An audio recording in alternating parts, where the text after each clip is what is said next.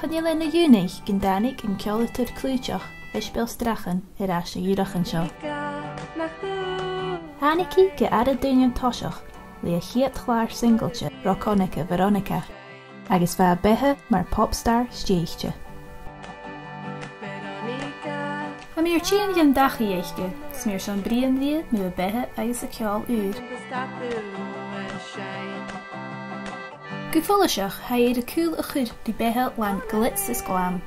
Achas suige ar a béalamh ha mí a tug sin an buaí a heiche ar dhuine, agus gurí cudícin a ha airí ar úra.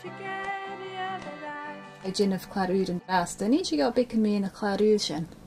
Well, a còig bliadhna ar dul seacha fan a ainmeil chlár míad a gacham. Clàr a bheith go má commercialta.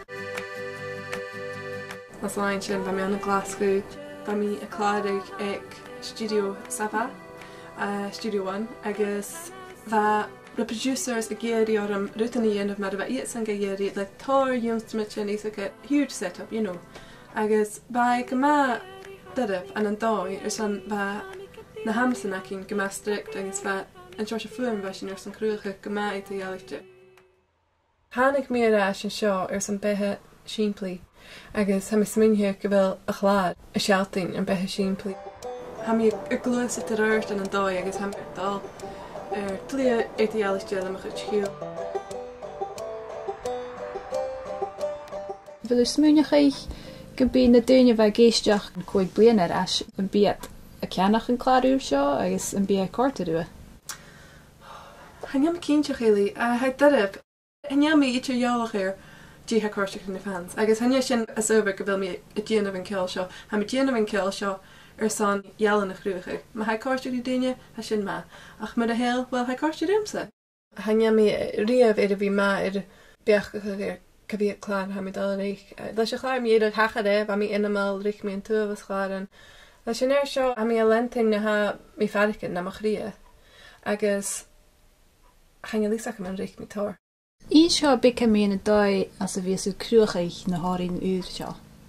A mi faricin go má fásgur nátar. Agus bí mi dal amach a scríb, agus bí mi a géisteach agus a chéad. Agus go léigh rích, bí ritgin a búlag orm. Bí mi a tucail beach bhá na ha mi a feichginn tu mui.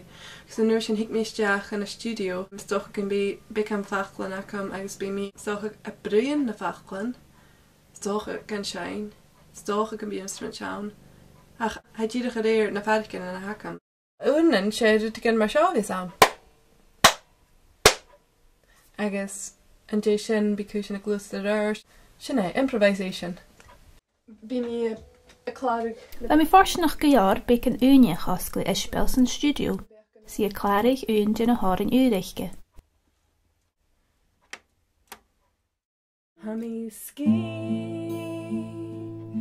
der balchan na sudaige charlam hí a bhí an seo le cúpatí le cúpatí le cúpatí.